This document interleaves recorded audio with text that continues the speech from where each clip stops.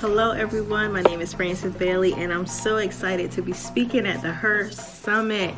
I have a lot to share, but I'm going to keep it simple. You know, I was once that girl who had so many dreams, so many visions of the things that I wanted to do, right? I wanted to grow up. I wanted to have that two-parent home that I had and I saw my mom and dad have. I wanted to have an education because I saw my parents not being able to graduate even high school. So I was like, you know, I want to break that generational curse right there. So one of the main things was making sure that I got my education. Well, before any of this happened, you know, I found myself in a relationship, and it was a relationship that didn't go well. It turned out to be a failed marriage, an abusive marriage. Nevertheless, I walked out of that marriage depressed, down, suicidal. I was then abusing painkillers and alcohol and everything I could to deal with everything that was happening around me. Because outside of that divorce and leaving that marriage, you know, I had to deal with my mom having a massive heart attack. You know, my brother had just got incarcerated. My best friend was just murdered. So I had so many things. I felt like all the odds were stacked up against me. And during that whole process, you know, I was in college, right? I was achieving that goal and doing what I said I wanted to do, but I had to make a choice, right? My education was getting paid for by my ex-husband, and unfortunately I decided to take me back. Right, I wanted me back. I had completely lost myself, so I decided to drop out of college. What child wants to make that decision? Which person who had all these dreams, all these visions, all of these things that I wanted to do, wanted to make a choice to drop out of college? But I made that choice, and I came home and I was dealing with, you know, all the other things around me. As I said, I was falling into a state of depression, and everything else. But I made a choice to realize that to find me, to be an inspiration to that daughter that I had. You know, I found out I was pregnant after high school, and she was entangled up in that. You know, I didn't even have her at all times, you know, but so I decided to go back and get everything that was taken away from me. I decided to stop trying to be a victim and stop pointing fingers and just saying, I'm here because of this, I'm here because of that. Granted, we all go through things, and we fall in situations because of certain things that we do go through, right? But we do have a choice on whether we want to just continue to be the victim, right? So I realized that I was no longer going to be the victim. I was no longer going to point fingers. I was no longer going to stay where I was at. I had to get up for my daughter. I had to get up for myself. I had to get up for me, right? So the title of my presentation is called Making a Power Shift, because that's exactly what I had to do. I was at rock bottom and I needed to shift, and it needed to be a power shift. I needed to come completely up. It was not a push I needed. It was not just a nudge I needed. I needed a complete shift. I needed to be transitioned from one place to the other, right? So part of the first thing I did to recover and to get back all of these things, you know, that I was looking for, I had to first pick back up my vision, right? So once I said that I was no longer going to be a victim, I was no longer going to be in this situation where I stayed depressed, I stayed bound to alcohol, and not being around my child because I was facing all these different giants, right? I had to pick back up my vision. I had to say, I put it down, but now it's time to pick it back up. It's not too late for me. I'm not too old. You know, because at the time when I re-enrolled into college, I was you know, I had my second child. Actually, I was pregnant with my third child. So that was actually to let you know, you can see the time frame. It was a while, but I had to pick back up that vision. That's the first thing I had to do, was pick back up that vision and then know my why. You hear a lot of people when it comes to branding and things, they say know your why, right? Know your purpose. You need to know who you're trying to target. You need to know all of these things. But I also needed to know why I fell in that situation that I was in the first place. What was I chasing? I was chasing love. I was chasing somebody to fill a void that I had, right? So I had to start looking for something to fill that void that nobody else could fill, and that was nothing but a relationship with Christ. So I started building my relationship with Christ. So I wouldn't try to look for things to fill other voids that were never going to be filled by anybody else but him, you know. Can't nobody do me like Jesus, and I can say that now because of where I am and in him and where I have come from, you know. So I definitely had to know my why and know who I was trying to reach now. So now I wanted to reach these girls who were once like me, right? Who was stuck in a relationship, that was a single parent, that was in college and was facing a crucial decision, and now they want to drop out. I have my nonprofit now, and that helps women who are facing financial crises while in college, so they don't have to drop out. Okay, so number two, well, that was number two. So number three was I had to have some self-accountability. So I had to start saying, you didn't have to put that off today. You could have did this today. You're not going to start school next year. You're going to start now. You're going to start accomplishing all your dreams and your visions and connecting with people, writing books. You're going to do all of that now. If I had the time, I was going to do that now. I was going to stop putting things on the back burner. And it took me holding myself accountable.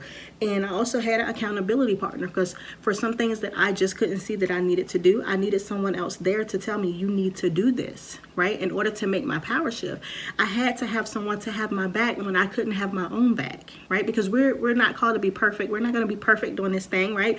We need somebody. I hear people say all the time, I don't need nobody. We all need somebody, right?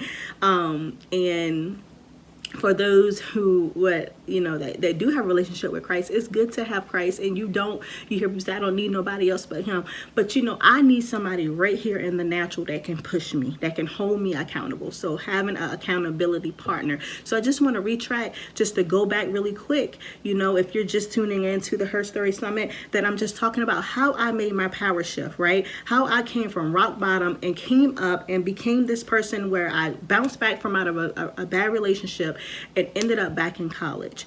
So what I did is I picked the vision back up. I knew my why, right? And I had to hold myself accountable and have an accountability partner. The next thing I had to do was change my mind. They say your mind is really your power. So I had to really make up in my mind that this is what I wanted to do. Right? I couldn't have anyone around me that was going to affect my mindset, that was going to speak negative when I'm thinking positive. I needed people around me that was going to speak life into what I was doing. I did not need people around me who were doubters, right? I just came from the pit. So I don't need doubters. I need inspiration. I need pushers. I need people that's encouraging me, right? So I had to change my mindset. And because no one can stop you but you. And I realized that then I was pointing fingers at people, but it was really me that was stopping me. They weren't stopping, no one else was stopping me. So I had to change my mind. And then number 5, which is a good point, I had to let some things go and separate from some things, right? So I was dealing with the whole alcohol thing. I had to learn how to separate myself away from that. I had to learn how to let it go. How? I had to make steps. I had to get around people who weren't doing that. I had to get around people who weren't in pity parties. We might not have the same pity party. You might not got divorced. You might hadn't dropped out of college. But you might just had a failed relationship and we both were just getting along because we were ranting about what we went through. I no longer wanted that. Right? I had to get around the right people. I had to separate from those who will always stay in a pity party. I'm not going to sit here and say that to not acknowledge your human tendencies, and sometimes we want to say, oh, why is this happening to me? I'm not saying to not be around people who do that or not to do that. I'm not saying that at all. But to constantly be around people who are constantly just draining and negative, I had to let it go. Like, you no longer fit my future. Like, you're still staying in the past and I'm trying to move past that. So I had to let some people go in order to move into my power shift. And the consequences of following those steps, you guys, I have remarried and I have a husband, and a loving husband, right? I re-enrolled into college, and not only did I go back and get my bachelor's, I got my master's. And I just spoke on the Herstory Summit back in March. And do you guys know that now in May, I have my master's degree, and I have been offered by the college to enter into the PhD program. So I am Dr. Frances Ann Bailey Loading. I'm so excited. And all of this is just to say that what happened to me was nothing but a power shift, right?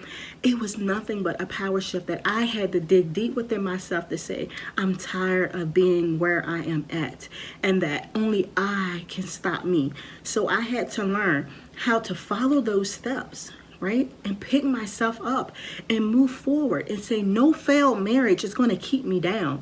No failed relationship with my child is going to keep me down. Me losing my education, I'm going to go and get it back. And when I go back, I'm going to get what I was going to get plus more. You know, it started with me making that choice. It started with me just realizing who I really was and that I was no longer a victim. And I don't know who's watching, or if you're watching this, that you too can make a power shift.